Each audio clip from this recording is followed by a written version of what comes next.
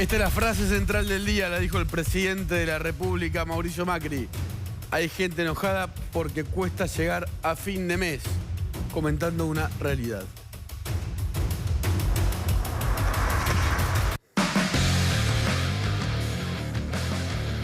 Esta es la imagen central del día. Lo ves difuso, pero lo que pasó ahí fue muy fuerte hace apenas un ratito en el medio de la reunión paritaria del gobierno de la provincia de Buenos Aires con los docentes.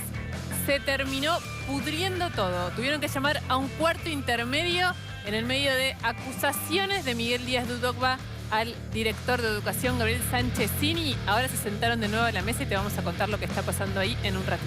Tenemos los videos del boxing. Tremendo.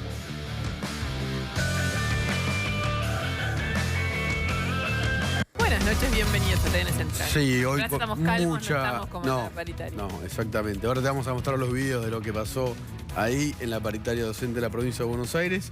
Te vamos a mostrar un adelanto de algo que va a salir en A Dos Voces. El departamento de Daniel Muñoz en el Hotel Plaza New York es increíble. Ahí vamos a mostrar una fotito. Alguien entró. Alguien entró. Sí. Y mucho más. Empezó TN Central. Así es. Y esta noche en TN Central, fronteras cerradas. Enseguida, otra provincia que no quiere extranjeros con antecedentes penales. Enseguida, los detalles. Después de Chubut, se suma otra provincia que no quiere a extranjeros con antecedentes. Fronteras cerradas y fronteras abiertas, porque te vamos a contar enseguida con Rodrigo Alegre que la explotación de los manteros senegaleses tiene algunos detalles para contar aquí en la ciudad de Buenos Aires. Enseguida, la historia de los senegaleses en nuestro país.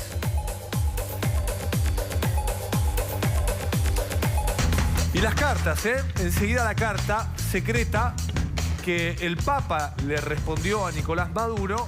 Y también la carta abierta. Así que vamos de la carta secreta a la carta abierta.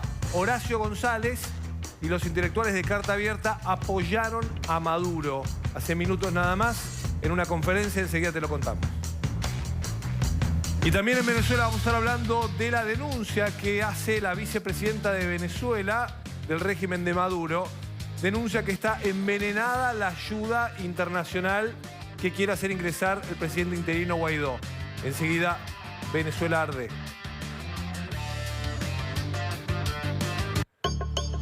Cierran cada vez más negocios y pymes, pequeñas y medianas empresas en nuestro país. Enseguida vamos a escuchar la palabra de expertos y también de involucrados en los números que muestran que cada vez más comercios y pymes están complicados. Y el gobierno que va a hacer anuncios en las próximas horas. Ahora te lo adelantamos. Bueno, enseguida Nico y Lu nos cuentan, vuelve Amado Vudú a la cárcel. Ya entró y salió. Y volvió a entrar y salir. ¿Y ahora puede pasar de nuevo?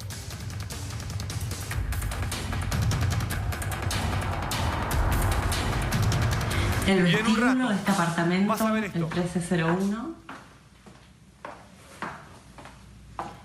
Este es el departamento gran millonario del ex secretario de Néstor Kirchner. Imagínense dar una cena acá. Enseguida en A Dos en Voces, la estamos residencia, adentro del en departamento Plaza. del ex secretario privado Daniel Muñoz en Nueva York. Enseguida. Es muy, pero muy impresionante, muy fastuoso tener la vista esta, miren, Central Park a tus pies. Ahora, bueno, por la estación que estamos, se ven los árboles, las copas de los árboles. Ahora te vamos a mostrar más de este adelanto de A Dos Voces. Silvina Sterin-Penzel estuvo, nuestra compañera en Nueva York, adentro de ese departamento por el que Daniel Muñoz pagó 15 millones de dólares. Era el secretario privado, ¿no? Del presidente de la Nación. Digo, porque a veces se pierde el contexto. Era el secretario privado, el que le lleva la billetera, el teléfono y las carpetas. Sí, y los bolsos. Vamos a contar un poco más de la causa también. Pero lo van a ver completo en A Dos Voces. Ya te lo vamos a mostrar igual de vuelta. Ahora, boxing en una paritaria docente. Y esto es real. Esto acaba de pasar, no boxing, porque no fueron a la agresión física, pero se complicó muchísimo. Miren este video. Este es Miguel Díaz de UDOCVA, que le habla al director de educación, Gabriel Sánchez-Cini. Decí la verdad, no te escondas más, te la pasaste escondiendo. Este es el ministro de Educación de la provincia de Buenos Aires. Muéstrenlo. Una vergüenza. Nunca tuvimos un personaje de este tipo. ¿Podemos empezar la reunión, por favor? Dale. ¿Cuál es el problema de transmitir? ¿Cuál es el problema? Después le cambian. ¿Cuál es el problema? Le cambian la jugada a los docentes y a los ciudadanos después, por eso. ¿Cuál es el problema? ¿Vos tenés vergüenza de lo que decís acá? ¿O decís acá una cosa y afuera otra? A vos te pregunto. Está mirando el cartelito, señor. A vos te pregunto. Eso que estás viendo es lo que pasó hasta hace un rato. Ahora te vamos a contar esta situación en este momento. Pero es lo que pasó hasta hace un ratito nomás en la convocatoria, la primera convocatoria de la reunión paritaria entre los gremios y el gobierno de la provincia de Buenos Aires. Esa reunión era privada, no se transmitía, pero los gremios decidieron, la estaban transmitiendo por Facebook, por teléfono. Pidieron que a través de... sea televisada.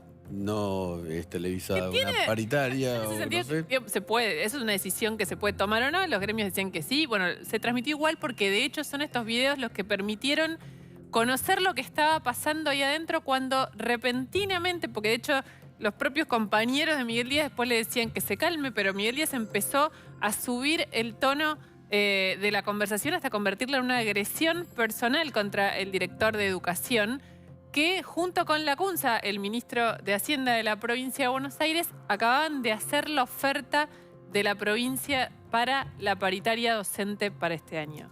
Vamos a ver otro video y después les vamos a contar cuál es la oferta, qué dicen los gremios y qué está pasando en este momento, porque este escándalo hizo que llamaran a un cuarto intermedio. No había manera de seguir con ese tono de agresión. Cuarto intermedio y después acaban de volver. Mirá el video de lo que pasó en ese momento. Ustedes también la paguen, ¿eh? Ustedes también la paguen. Porque la propuesta sale a la calle antes que la hagan. ¿Quién es el todo pedido ahí, por favor? Bueno, apagalo vos también. Mostrame que la pagás y yo la pago. No, se hablan todo el tiempo. ¿Qué te dejo de? Si quieres seguir con la reunión, si no, silencio, apaguen los celulares. Ustedes también la paguen, ¿eh? Ustedes también la paguen. Porque la propuesta sale a la calle antes que la hagan. ¿Quién es el todo pedido ahí, por favor? Bueno, apagalo vos también. Mostrame que la pagás y yo la pago. No, se hablan todo el tiempo. ¿Qué te dejo de? Si quieres seguir con la reunión, si no, silencio, apaguen los celulares. Ustedes también la paguen, ¿eh? Ustedes también la paguen. Porque la propuesta... Es feo decir eso, ¿no? Es la verdad, es la verdad. No hiciste nada, no te importó nada la educación de los pibes. Decí la verdad, no te escondas más, te la pasaste escondiendo. Este es el ministro de Educación de la provincia de Buenos Aires. Muéstrenlo. Una vergüenza. Nunca tuvimos un personaje de este tipo. ¿Podemos empezar la reunión, por favor? Dale. Vamos finalizando. Gracias. Leandro, dale. Vamos finalizando, así empezamos la reunión, por favor.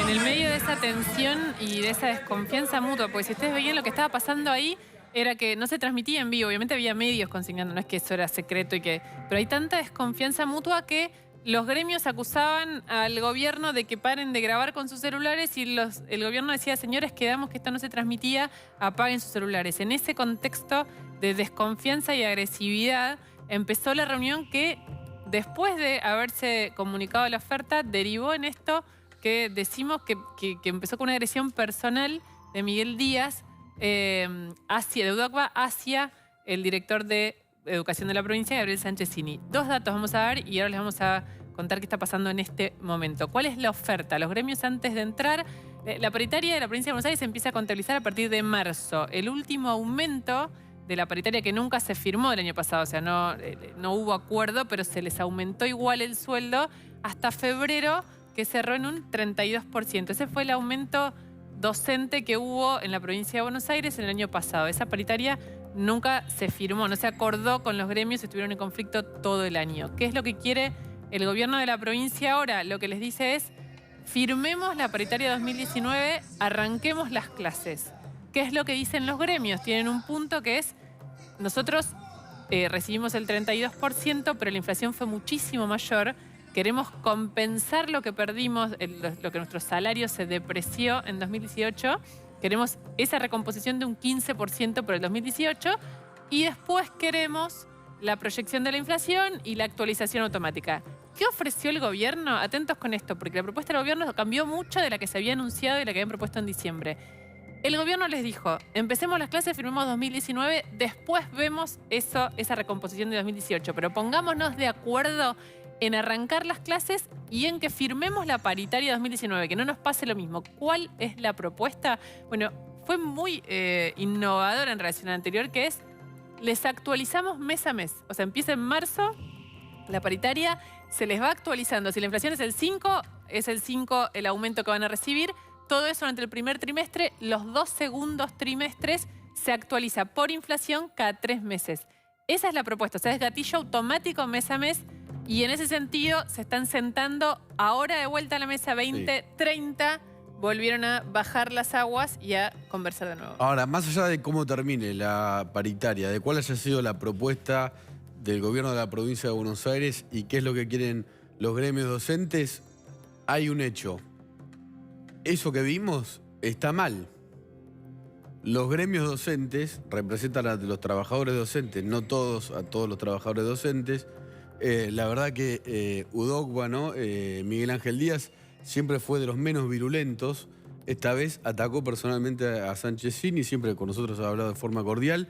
¿Y eso es un ejemplo para los chicos? ¿Para los maestros? Más allá de lo que esté ofreciendo la provincia de Buenos Aires y lo que realmente necesitan ganar los maestros, ¿así se empieza una paritaria docente? A los gritos y insultando al director de escuelas, aunque sea un desastre, es un escándalo. Está el móvil con Nuria González Rouco ahí que viene siguiendo minuto a minuto lo que pasó durante toda la tarde. Hola Nuria, ¿cómo va? Hola Luciana, Nico, buenas noches. Sí, como vos decías, Lu, hace apenas unos minutos se reinició esta paritaria docente, la primera del 2019, estaba pautada para las 5:30 de la tarde, producto de esos gritos que hubo así en la sala de reuniones, gritos de Miguel Díaz de UDOCBA hacia el director general de escuelas y también hacia el ministro de Economía.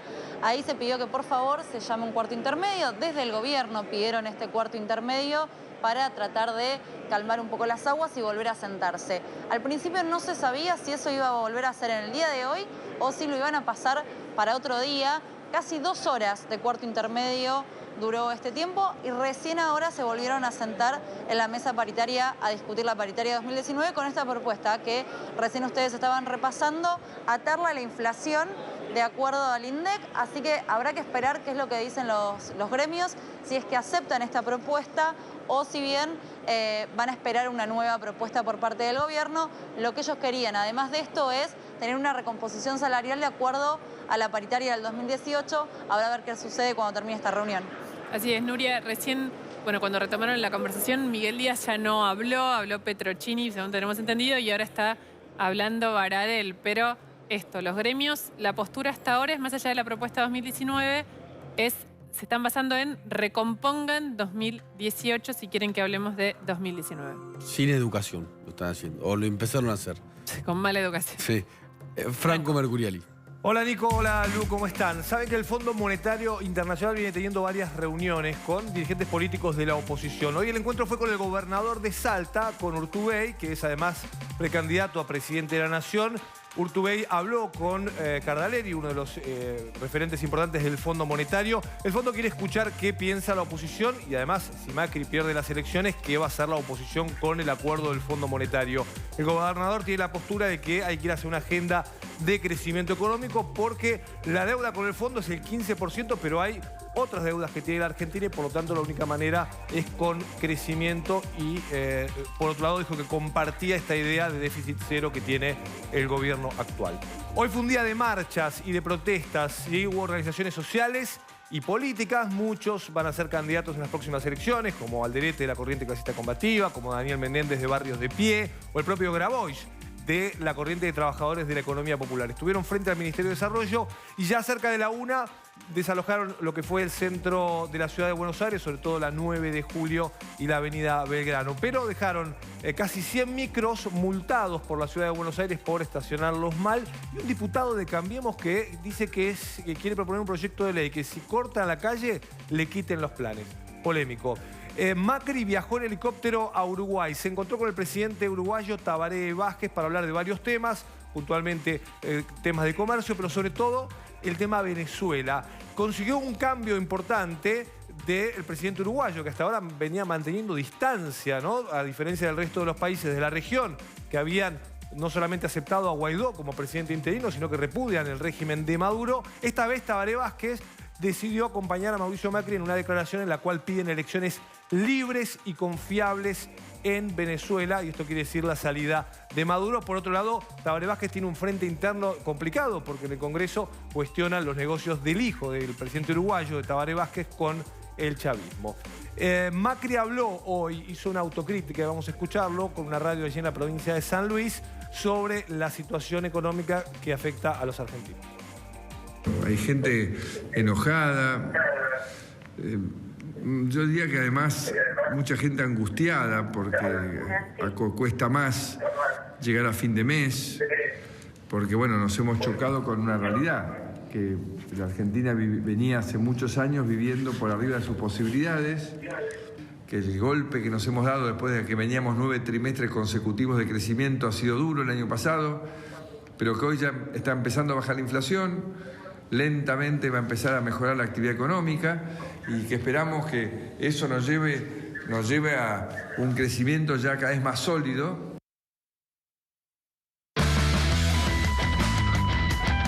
Y enseguida en Telecentral, fronteras cerradas. Enseguida contamos que además de la provincia de Chubut, hay otra provincia que no quiere a extranjeros con antecedentes penales. Enseguida la polémica. Y además está Rodrigo Alegre para contar la historia de los senegaleses. Fronteras abiertas en Telecentral.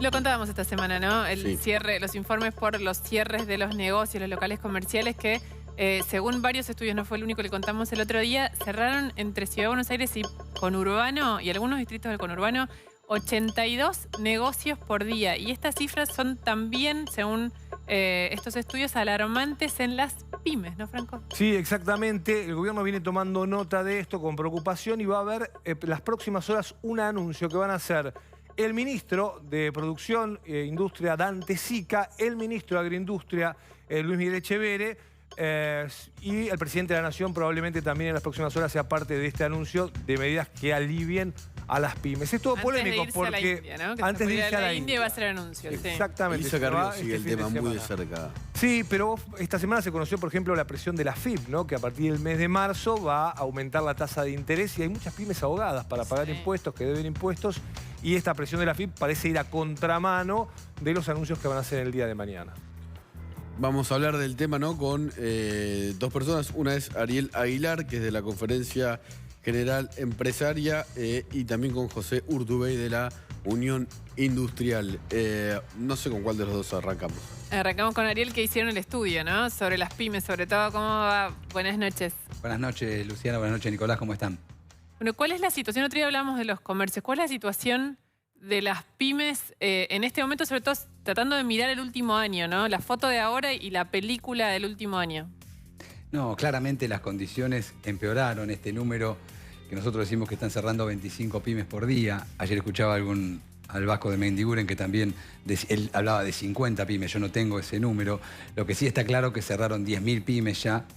Y toda esta cantidad de comercios que es un informe que dan las cámaras de capital, ¿no? Pero esto tiene que ver con las medidas estructurales que se han tomado, ¿no? No es un problema por ahí sectorial. Ya estamos hablando de tasas, estamos hablando de tarifas, estamos hablando de caída de consumo, de suba de importaciones. Un combo más que complicado para todas las pymes argentinas.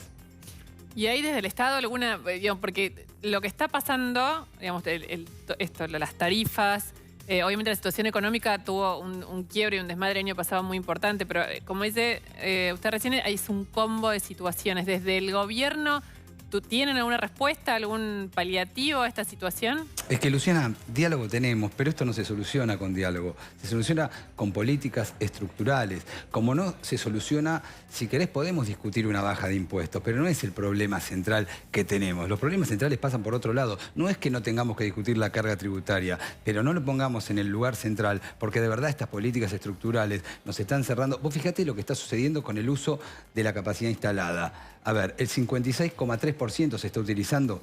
Hoy se usan la mitad de las máquinas en la Argentina, pero si te fijas el sector textil, por ejemplo, estamos hablando de un 32%. A ver, 7 de cada 10 máquinas están paradas. Entonces esto tiene que ver con políticas estructurales, por eso creemos que no es el camino de las políticas que se están tomando. Ahora, Aguilar, ¿ustedes qué proponen? ¿Como una especie de cambio de modelo económico?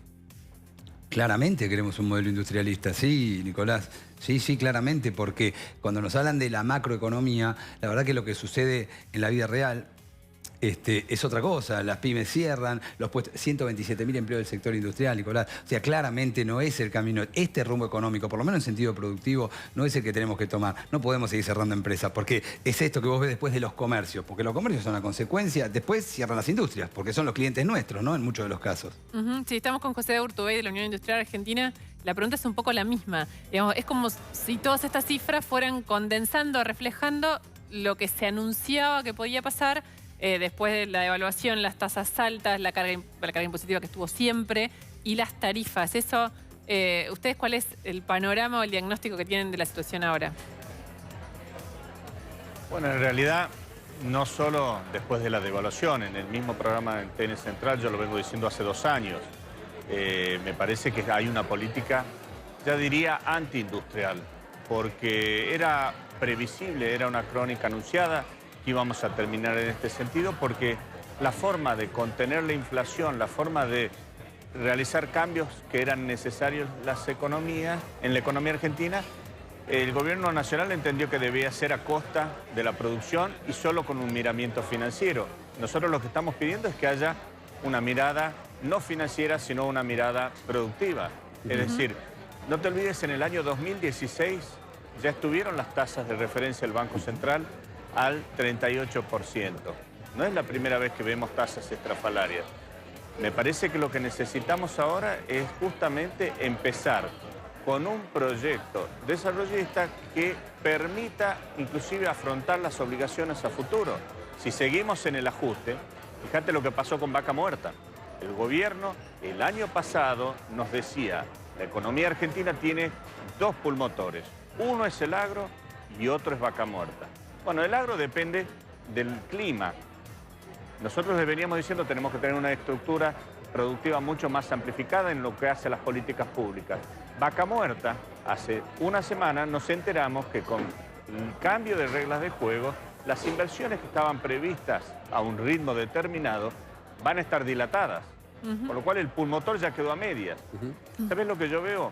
Una absoluta falta de planificación en el gobierno nacional en lo que hace a políticas económicas, que tiene como resultado inmediato no solo los cierres, que por supuesto son muy graves, los cierres de pymes, de empresas, sino que desde el 2016 a la fecha se perdieron 107.000 puestos Ahora, de Urtubey, trabajo fabril. no sé si es un tema de nombres o no. ¿Cómo está? Buenas noches. Franco Mercurial lo saluda. Pero Dante Sica, que es el actual ministro de Producción, es un hombre que conoce muy bien la situación de las pymes. Lo mismo se lo digo a Aguilar, ¿no? O sea, usted lo conoce muy bien y siempre ha trabajado por las pequeñas y medianas empresas. ¿Creen, Aguilar y también Urtubey, digamos que él desconoce la situación por la que atraviesan las pymes? Es que, bueno, te agradezco la pregunta. No es una cuestión de nombres, es una cuestión de qué tipo de proyecto de país. Yo coincido con José, nos encontramos muchas veces y hablamos estos temas, y la realidad es que si estas políticas continúan, ¿sabes lo que me preocupa? Cuando el gobierno afirma que este es el único camino. Bueno, este camino nos lleva a la destrucción de toda la industria. Entonces, Inmediatamente tenemos que parar esta locura de cerrar empresas. Y se paran con políticas, no con optimismo. Porque vos fíjate que dicen, va a mejorar. En el segundo semestre, aguanten. ¿Cuánto más podemos aguantar? De verdad, yo creo que esto José sí lo sabe, porque nosotros estamos con empleados y con empresarios todo el tiempo.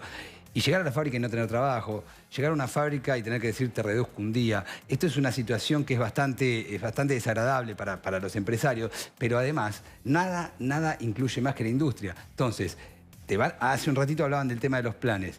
Para mí es una muy mala noticia, más allá de que hay que hacerlo socialmente, que suban los planes y que perdamos 120.000 puestos del sector industrial. ¿Se entiende la ecuación que estoy planteando? Ahora, un poco lo que decía Franco recién, que la pregunta es evidente, ningún gobierno, supongo, ¿no?, desea el cierre de una pyme o una industria. Es como el motor más sano de una economía, el que genera digamos, un círculo más virtuoso. ¿Por qué creen que el resultado de las políticas hasta ahora terminan generando esto, que es un cierre masivo ya a esta altura, sobre todo de las empresas más chiquitas? Sin lugar a dudas es por la falta de planificación a la hora de confeccionar las políticas públicas. Es por una falta, por una improvisación. Esto es algo que lo venimos hablando desde el año 2016. Si seguíamos en este camino de ir por el lado financiero, era lógico que íbamos a terminar así. ¿Sabes cuánto nos costó la corrida del año pasado, la corrida cambiaria? A los argentinos 25.000 millones de dólares. Si las prioridades hubiesen sido productivas y no financieras, te aseguro que no estamos donde estamos hoy. Entonces, de acá a futuro, que es lo importante, yo lo que creo es que necesitamos reordenar las prioridades. Tenemos que rearmar prioridades, inclusive con nuestros acreedores, para poder salir y no seguir de políticas en ajuste, que lo único que van a terminar logrando respecto a la producción es que el entramado quiebre y a partir de ahí va a ser muchísimo más difícil. Claro. Sí. No, pero claramente coincido con lo que dice José, que esto no se determina con buena voluntad. De verdad necesitamos otro tipo de política, porque como vos decís, Luciana, y es lógico tu razonamiento de decir cómo alguien puede no querer industria. Bueno, esto hay que decírselo al gobierno, porque nosotros ya se lo estamos diciendo que esto iba a suceder, como bien dice José, desde hace un montón de tiempo, y la realidad es que las políticas continúan. Ojalá que el gobierno pueda entender que este rumbo económico claramente nos llevan a que se siga destruyendo la industria. Muchas gracias a los dos. Gracias a ustedes. El vestíbulo de este apartamento, el 1301. Y el gran living. Miren lo que es esto. Estos candelabros. Imagínense dar una cena acá en la residencia, en el Plaza. Enseguida, en A Dos Voces, vas a conocer este lujoso departamento de quien fue el secretario privado de Néstor Kirchner. A ver, yo voy a decir esto.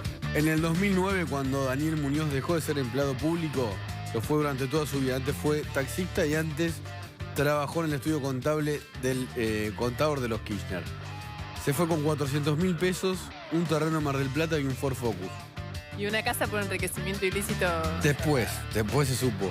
Ahora, eso que estás viendo es uno de los departamentos que compró en el Residence Plaza, el Hotel Plaza, el más emblemático de Nueva York. Lo vendió por 15 millones de dólares. Tenía otro más chiquito, 2.100.000 dólares. Y después tenía muchos más departamentos en Miami y en la Argentina. Ya contamos que Manzanares, el ex contador de los Kirchner, dijo: la cifra de la fortuna de Muñoz se acerca a los 500 millones de dólares, ¿no? Todo esto lo vas a ver ampliado en A Dos Voces.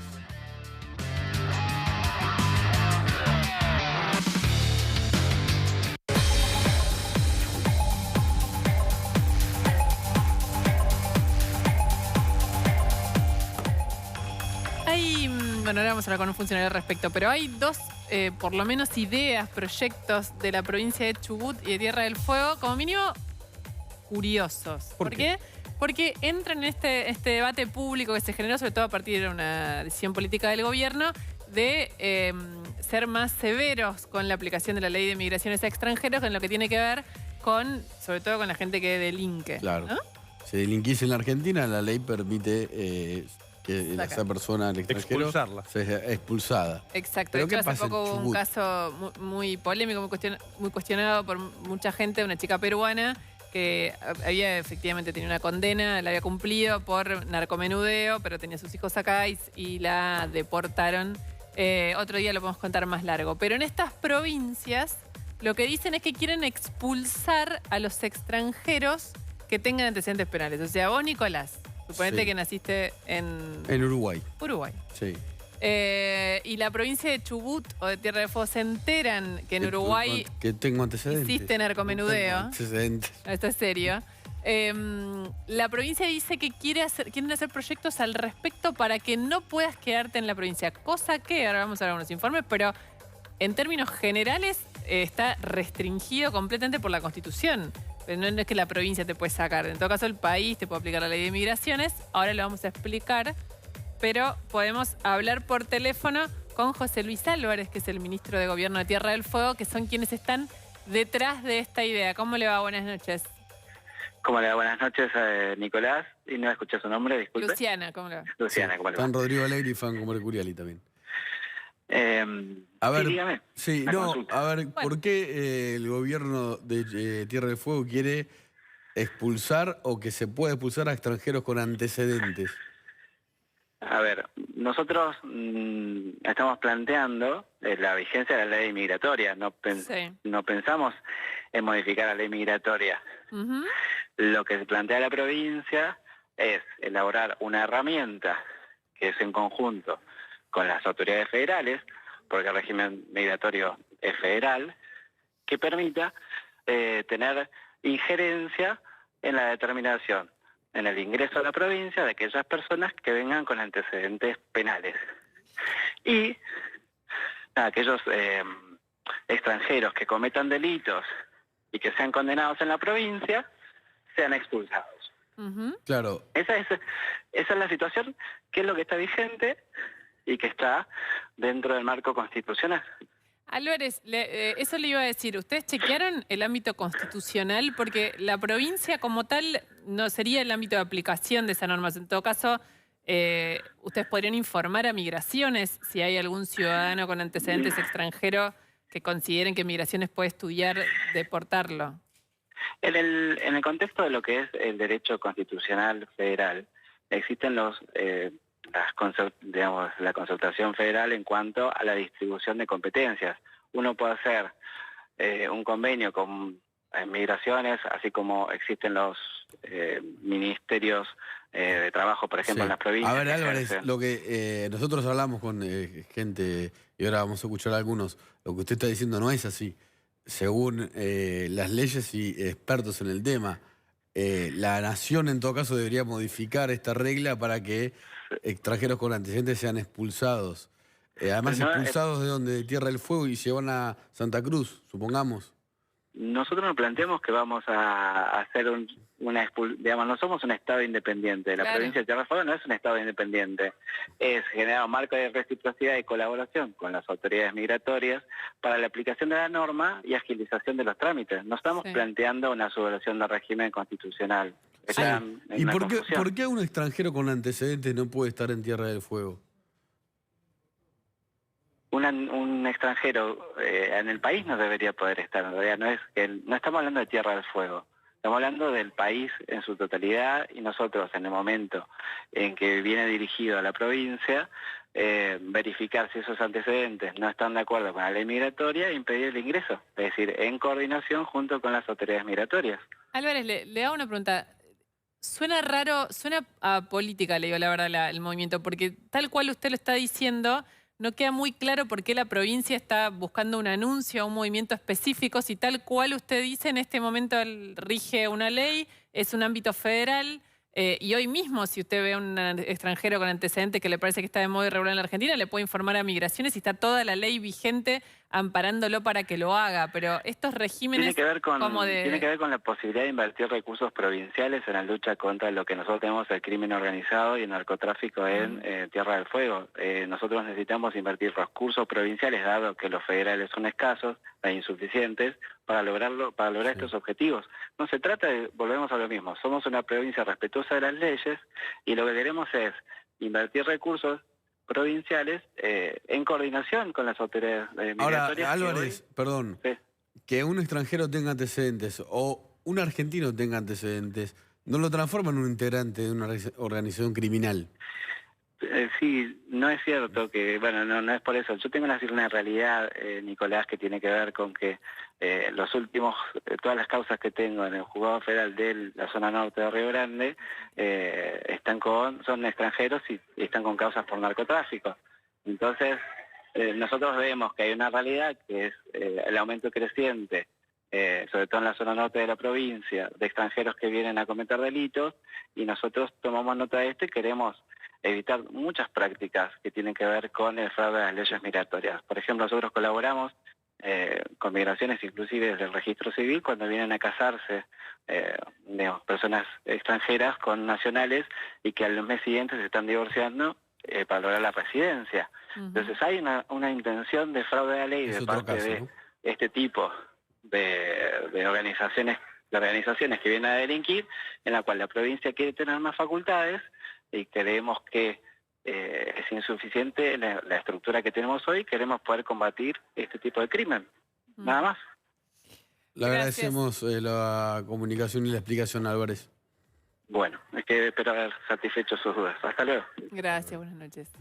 Ahí está, Tierra del Fuego se sumó a Chubut, que está con la misma. Sí, todo el mundo es inocente hasta que se demuestre lo contrario. Ahí contó por lo menos cuál era el problema que tenía Tierra del Fuego con los extranjeros con antecedentes, porque hasta ahora no conocíamos bien, digamos, si era un problema grande realmente o no en el caso de Chubut o en el caso de Tierra del Fuego. Vamos a escuchar otras opiniones, ¿no? De gente que sabe sobre el tema. A la provincia de Chubut no van a ingresar ese tipo de personas. Todas aquellas personas, tanto en proceso como condena firme, como también aquellas personas que tengan libertad condicional, para todos aquellos en el cual hayan delinquido. El decreto dictado por el gobernador de la provincia de Chubut es inconstitucional porque está desconociendo que en el marco del sistema federal argentino las provincias no tienen atribuciones para expulsar solamente de su territorio a personas condenadas o extranjeras condenadas con antecedentes. Está la otra calificación, ¿es extranjero o es local? Si el extranjero robó, de patitas expulsado afuera, de patitas. Si cometió un delito mayor, un homicidio, una violación, tiene que cumplir la condena. ¿Y cuándo termina la condena, Luis? Afuera. Hay que tener una política, digamos, de reciprocidad. Mi pregunta es, si un argentino va a otro país y no tiene empleo, ¿le dan un seguro de desempleo? ¿Le dan planes sociales? Bueno, depende de qué país. Bueno, donde haya, les daremos. Donde no haya, no.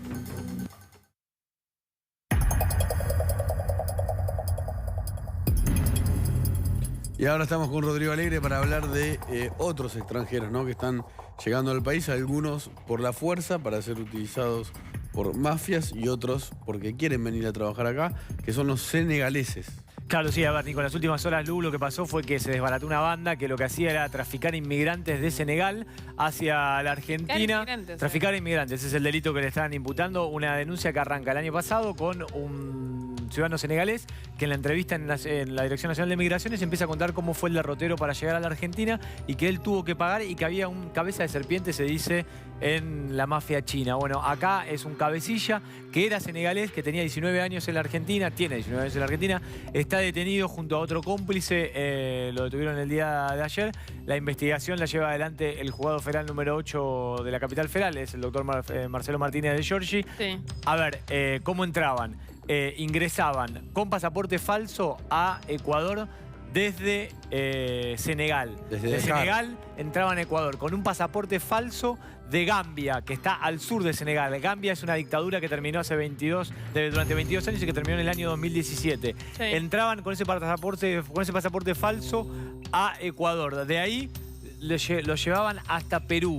De Perú pasaban, obviamente cerca del Amazonas, a Brasil. Hay una localidad ahí que tiene bastante problemas en Brasil, que se llama Río Branco, en el estado de Acre. Está poblada de ciudadanos senegaleses, un problema grave que tiene Brasil, al igual que otros países de la región. Y de ahí a la Argentina a través de dos pasos Bernardo Irigoyen en Misiones y El Dorado. Destino final, la capital federal. Para trabajar de manteros, ¿no? Para trabajar de manteros... Pero los traen engañados.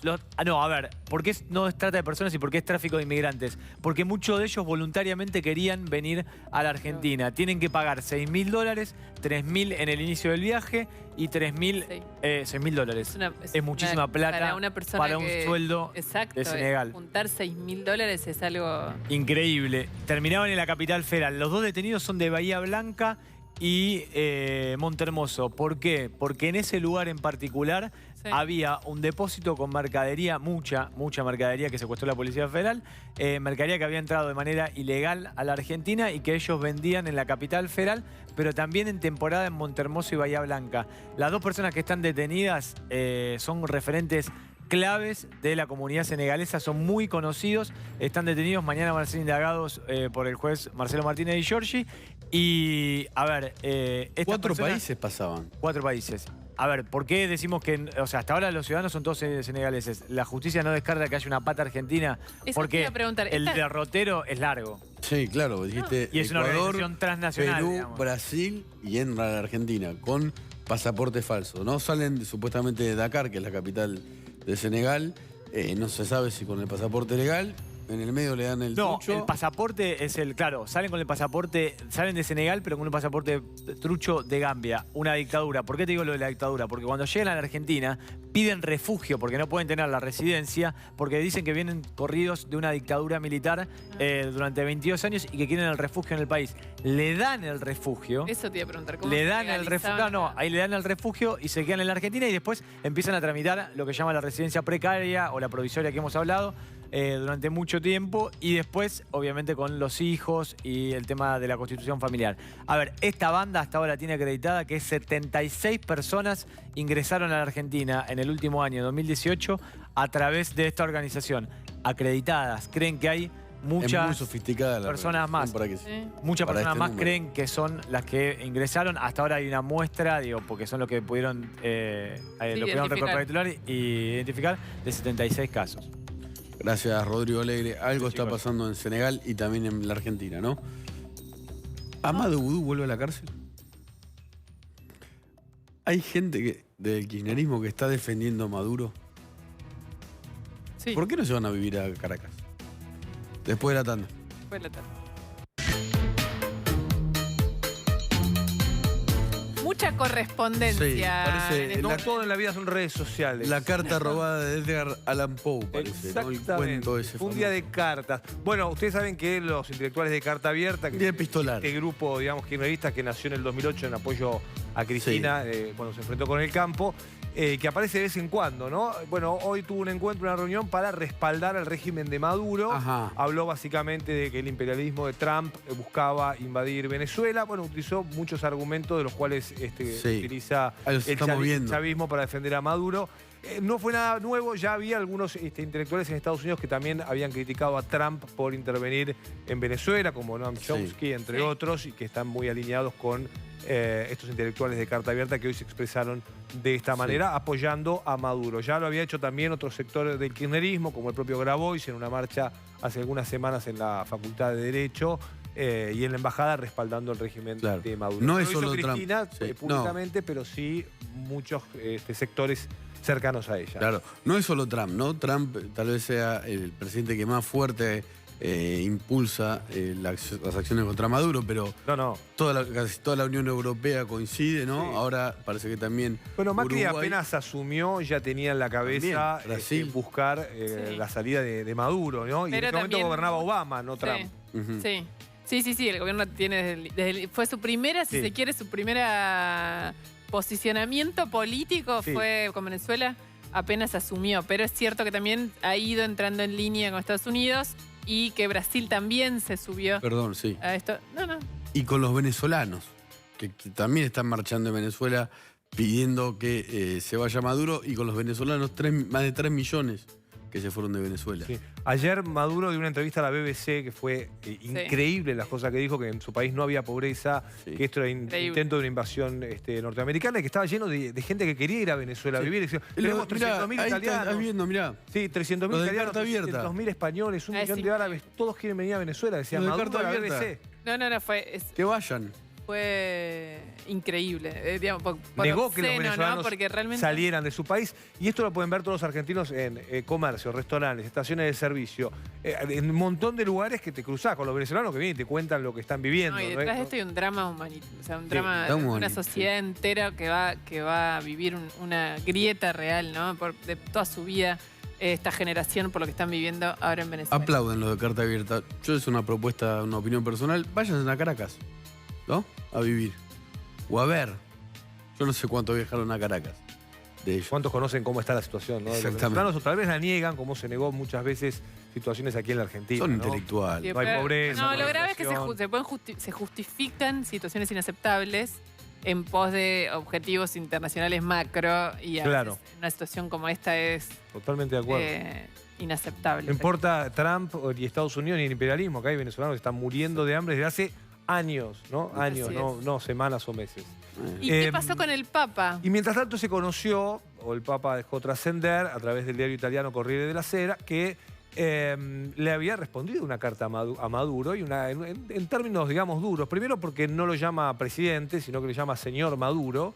Y es todo un dato, ¿no? Que el Papa Francisco no le diga presidente a Maduro. Son esos pequeños gestos diplomáticos que dicen mucho, ¿no? Y donde le reprocha el hecho de que ella se había en su momento buscado un diálogo y una negociación para mantener justamente un diálogo con la oposición y que eso había fracasado, y eso fue en el 2016, que tuvo justamente la intervención del Vaticano, la Mesa de Unidad Democrática, en ese momento se llamaba la oposición venezolana, y ese diálogo llegó a ningún lado porque Maduro siguió gobernando y proscribiendo a dirigentes políticos que están o con prisión domiciliaria o exiliados en Madrid, ¿no? ¿Dijo algo Maduro de esto? Nada, no. Hoy, bueno, Maduro le mandó una carta pública, una carta abierta, pero en Estados Unidos, para, digamos, ciudadanos latinos en Estados Unidos.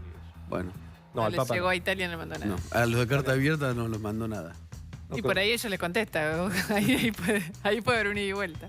Después de la tanda, ¿qué va a pasar con Vudú? Bueno, hoy tuvo una audiencia. Sí. Está libre con Tobillera. ¿Seguía libre? Enigma. Ahora. Lo que tenemos que explicar ahora, cortito y al pie, le digo, Nicolás. Ahmad Vudú fue a la cárcel 2 veces.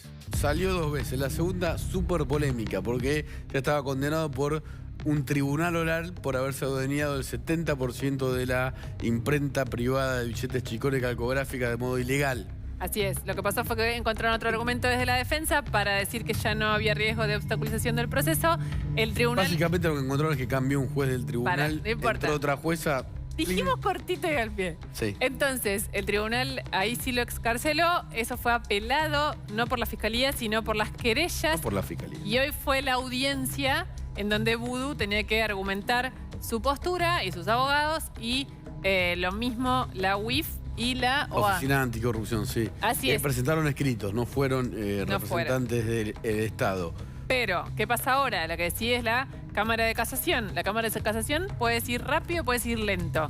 Lo que sea que decida puede, obviamente, generar que la defensa de Vudú pida un recurso extraordinario ante la Corte. Tienen un tiempito para hacer eso. Hasta que eso... 10 días. 10 días. Hasta que eso... No me acuerdo, no lo quiero decir, pero no me acuerdo.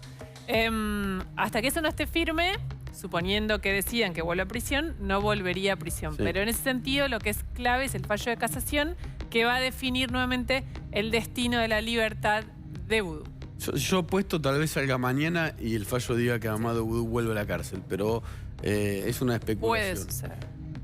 Ahora vas a ver a dos voces esto. Vamos el departamento más lujoso que compró el hombre que, según el ex contador de los Kirchner, agarró $500 millones de los bolsos de Centeno. Y el gran Míralo. Miren lo que es esto. Mírenlo. Esas ventanas dan al Central Park. Sí. Está nevadito, divino. Quinta Avenida y Central Park. El hotel más emblemático de Nueva York, el preferido de Truman Capote, Hemingway. y que tiene en el penthouse a otro habitante célebre, Tommy Hilfiger, Es muy, pero muy dueño muy de la empresa de ropa que lleva su nombre.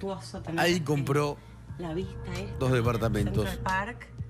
Muñoz, pies. mira la vista. Mira la vista, eso es ahora, ¿no? Que fue Silvina. Te digo, Ahora, bueno, por es mejor hotel el Plaza que el Alto Calafate. ¿Es cómo?